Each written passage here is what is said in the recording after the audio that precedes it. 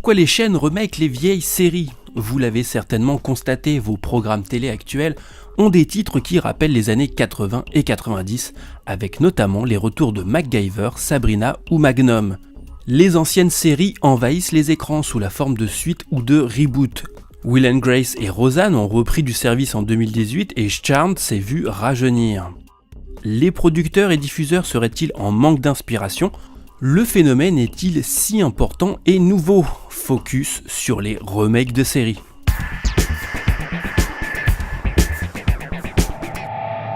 HBO annonçait il y a quelque temps qu'elle allait produire une nouvelle version de Perry Mason produite par Robert Downey Jr. Pour les plus jeunes, cela ne veut rien dire de spécial, mais pour un public biberonné aux séries avant les années 80, ça rappelait forcément la série avec Raymond Burr. Et le public pouvait se dire une fois de plus, encore un remake ? Sauf que le phénomène n'est pas nouveau, même s'il semble avoir pris une ampleur importante ces dernières années. En effet, la télévision a toujours adapté ses programmes phares avec les années, ne serait-ce que pour exemple La Famille Addams ou les multiples versions de Star Trek.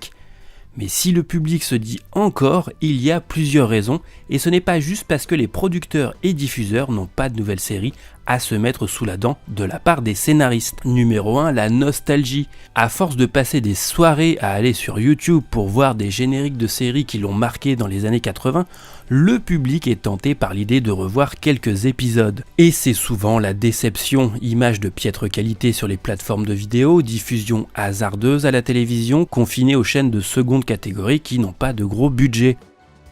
À moins de bénéficier d'une réédition remasterisée en DVD, peu de chances de repasser des soirées sous la couette à mater la série culte de votre enfance ou adolescence. Or, entre restaurer ces vieux épisodes pour un DVD ou produire une nouvelle saison, le producteur a vite fait son choix quant à ce qui peut lui rapporter le plus. Numéro 2, le culte est installé, car le public qui regarde aujourd'hui la télévision est de plus en plus âgé et la nostalgie un argument commercial. Les plus jeunes se détournent de cet écran pour d'autres, plus petits et nomades, et pour binge-watcher les séries par paquet d'épisodes. Or, il reste un public qui aime les rendez-vous à une heure de grande écoute à la télévision. Et rien de mieux que de bénéficier d'une licence qu'il connaît, qu'il affectionne, remise au goût du jour. Il sera plus facile de vendre une nouvelle version de Deux flics à Miami qu'une nouvelle série policière qui se déroulerait dans la ville avec un nouveau duo d'enquêteurs. Une manière d'intéresser un public nouveau et un autre qui aurait déjà les références, bénéficiant ainsi d'une double lecture. Hawaii Five-O joue ainsi la prolongation avec son original Hawaii Police d'État en mettant en scène le fils du héros originel. C'est aussi l'occasion pour une plateforme comme Netflix, qui avait besoin d'un large catalogue de séries, de faire parler d'elle avec la relance de séries très appréciées du public mais qui n'avaient pas des audiences extraordinaires. C'est ainsi qu'elle a relancé Arrested Development ou Gilmore Girls. La firme de Reed Hastings s'en est presque fait une spécialité, avec Lost in Space, remake d'un show des années 60, Sabrina ou La Fête à la maison, 20 ans après. Ce dernier exemple est particulièrement marquant du fait de surfer sur la vague de la nostalgie. Au moment du lancement, la communication a beaucoup été faite sur le retour des 3 acteurs originaux de la série originale, Bob Saget, John Stamos, Dave Coulier, alors qu'ils n'apparaissent que dans l'épisode pilote. Les épisodes suivants se concentreront sur leurs filles devenues adultes et qui vont vivre la même mésaventure que leurs aïeux, devoir éduquer les enfants de l'une après le décès du compagnon de celle-ci. Numéro 3, les effets spéciaux et la qualité de l'image. Il est évident que regarder les effets spéciaux de Super Jamie fait mal aux yeux aujourd'hui. On comprend donc très bien la décision d'NBC de produire une nouvelle version de Bionic Woman en 2013. On a beau adorer MacGyver, la coupe-molette et les explosions faites à partir d'un pétard ont pris un coup dans l'aile. Alors rebooter une série, c'est aussi l'occasion de lui donner une nouvelle esthétique et de la rendre plus réaliste avec les thèmes et les moyens actuels. Le format de production a également changé, même si on adore Tom Selleck et sa moustache dans Magnum, son format tourné en 4/3 devient incompatible avec les écrans actuels en 16/9.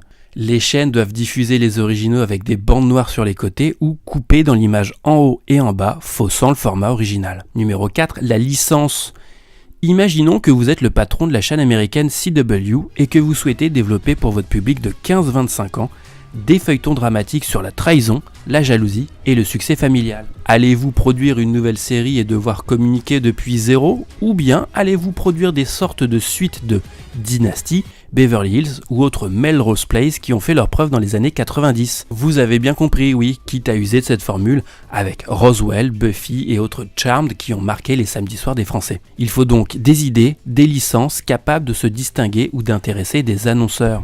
Et quoi de plus rassurant qu'une marque connue ? Les originaux ont acquis un tel niveau de notoriété avec les années qu'elles restent dans la mémoire collective et donc sont plus facilement référencées par le grand public. Numéro 5, une manière de réinventer ses héros. Les conventions célébrant les séries ont multiplié les réunions d'acteurs d'une série en posant souvent les mêmes questions. Comment évolueraient les héros aujourd'hui et une suite est-elle prévue ?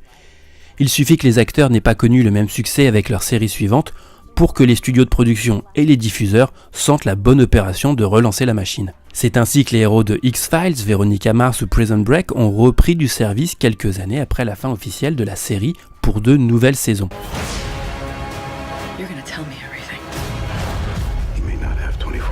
Le phénomène n'est pas nouveau, le remake de V date déjà de 2009, tout comme la nouvelle version du Prisonnier. Charlie's Angels ou La Belle et la Bête ont aussi connu de nouvelles versions il y a presque 10 ans. Le succès n'a pas toujours été au rendez-vous et ces séries ont rarement dépassé la première saison, car reprendre une série connue est une chose, mais en faire un bon show qui colle à l'époque en est une autre. Dans cette logique, la chaîne américaine CBS s'en sort bien. C'est elle qui a relancé Hawaii Five-O, MacGyver et cette année Magnum. Les séries fonctionnent plutôt bien auprès de son public âgé, habituel, de plus de 50 ans, mais peut aussi se regarder en famille. Mais il est logique de beaucoup entendre parler de remake ou reboot actuellement, car le nombre de diffuseurs est plus important que jamais, et le volume de production de séries aussi. Dans le tas, on entendra donc toujours parler d'un remake ou d'une adaptation de film ou de livre en série, ou d'une adaptation d'une série étrangère qui sera adaptée pour un marché américain par exemple. Mais ça, c'est une autre histoire sur laquelle nous mettrons bientôt le focus.